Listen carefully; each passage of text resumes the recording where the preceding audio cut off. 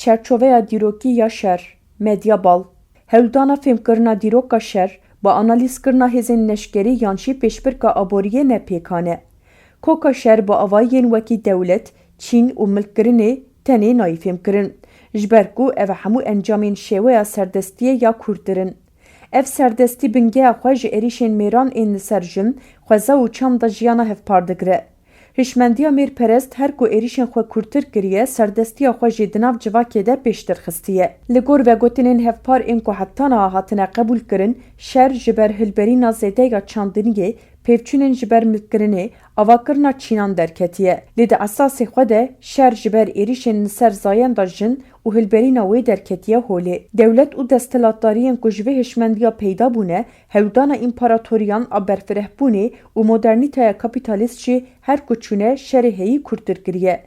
Li gor lêkolîneran di serdema neolîtîkê de di nav civakên ku jin lê serwer bûn, jiyana hevpar, berhemdar û kolektiv bû. Yekemîn şêweya rêxistinkirî ya tundiya mêran ev cîhan bi awayeke pergalî hedef girt. Rêberê gelê Kurd Abdullah Öcalan vê pêvajoyê û hişmendiya ku bi pêş ketiye wek kujerê kastîk pênase dike. Kujerê kastîk bi îradeya jinan re xweza û jiyana hevpar a civakê hatiye tunekirin. Hişmendiya mêrperest a guldî jinan bi ser ket, ji bo serdestiya civakê hêz bi dest xist. Bi vê pêvajoyê re bajardewletên yekemîn derket holê. Hewldana parastina van bajaran û berjewendiyên heyî şer kir xalek jêneveger. Li gor dîroka ku hetana hatiye qebûl kirin, her çiqas ev wek şerên dewletan were pênasekirin jî, em dizanin ku ev şer ji ber têkbirina rêvebirina jinan a di nav civakê de ye. Pêvçûna li Jebel Sahaba ya Beriya Zayînê di 13,000 de pêk hatiye, her çiqas ne şerbejî ji ber ku bûye sedema mirina 61 kesan, ji aliyê lêkolîneran ve cuda tê nirxandin. Bi demê re ev pêvçûn ber bi şerên komî veçûne. Şerê Hamoy kir, Beriya Zayînê 3500, 3300 wek şerê yekemîn ên di nav bajardewletan de tê hesibandin. Li gor daneyên ku derketine, lêkolîner dibêjin ku ûrûkê di şer de bi ser ketine û bajarê Hamoy kir, Hesekê, Bakur û Rojhilatê Sûriyê piştî talanê li gor xwe dîzayn kirine. Heta pêşketina nivîsê ev şerên heyî êdî hatine qeydkirin jî. Şerê Megiddo, Beriya Zayînê 1457. Di dîrokê de wek şerê yekemîn ê ku bi nivîskî hatiye qeydkirine. Ev şer di navbera Fîrewinê Dudu, Tuhutmose û koalîsyona bajardewletên Kenan, Megiddo, Kadeş, Mîtanî û her wekî din de pêk hatiye. Di encama şerê ku heft mehan berdewam kiriye de Fîrewin bi ser ketiye. İmparatoriyên wek Pers, Misir, Yewnan, Roma, Çîn û her wekî din hebûna xwe bi şeran dane berdewam kirin. Wek hemû şeran, bi van şeran jî krîza di nav civakê de kûrtir bûye. Jin wek qenîmet hatine dîtin, civak hatine kolekirin, xweza hatiye tunekirin. Dîsa di her şerê ku pêk hatiye de rêbaza şerkirinê û amûrên ku pê hatine şerkirin jî zêdetir bûne. Di serdema navîn de êdî şer dibe parçeyek jiyana mirovan.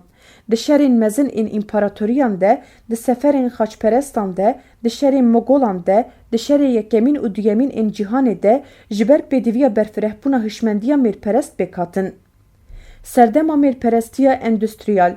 Bi pêşketina modernîteya kapîtalîst re şer ket qonaxek nû. Rêberê gelê Kurd vê qonaxê wek serdema mêrperestiya endüstriyal pênase dike. Ji ber ku di vê serdemê de şer bûne komî, mekanîze bûne û bi temamî ji bo bercewendiyên aborî bi pêşketine. Di vê serdemê de êdî dewlet bûne mezintirîn amûrên şer. Di şerên di nav dewletan de bi milyonan mirov mirine. Di şerên Moğolan de herî kêm 40 milyon kes mirine. Di şerê Napolyonan de 4 milyon kes mirine. Di şerê sî salan êl Ewropayê de ji 3 nüfusa Ewropayî miriye. Di serhildana Taiping de Çîn 1805, 1864 gel şerê komünîzmê da herî kêm 20 milyon mirov mirin. Şerên cîhanî. Di şerê yekemîn ê cîhanê de herî kêm 15-20 milyon însan bi çekên bigulle û çekên kimyawî jiyana xwe ji destan. Di vê serdemê de çekên kimyawî yên ku ji aliyê zanyaran ve hatine çêkirin dide nîşandan ku zanist bi xwe jî di xizmeta hişmendiya mêrperest de ye. Ev zanista ku dibin serweriya hişmendiya mêrperest de ye jî bêguman li dijî civakê şerê xwe daye meşandin. Dîsa şerê duyemîn ê cîhanê ji bo mirovayiyê enqazeke mezin e. Di vî şerê de herî 6-7 milyon mirov jiyana xwe ji dest dane. Li bajaran bombe hatine barandin. Bi çekên kimyawî xweza hatiye texrîbkirin ku heta niha jî bandora wan didome. Piştî şerên cîhanê yên mezin jî li gelek cîhan şer qewimîne û mixabin li hin deveran hê jî şer didomin. Bêguman di serdema me de yek ji şerên ku li dijî mirovayiyê hat meşandin şerê Daişê yê li Rojava li dijî Kurdan bû. Di van êrişan de 13-15 hezar însan jiyana xwe ji dest dan. Bi hezaran kes ji cih û warên xwe bûn. Deverên dîrokî hatin tûnekirin, xweza hedef hat girtin. Bajar hatin tûnekirin. Dîsa şerê ku İsraîl li dijî Xezayê dide meşandin, di roja me de ji bo mirovayiyê şer meke mezin e.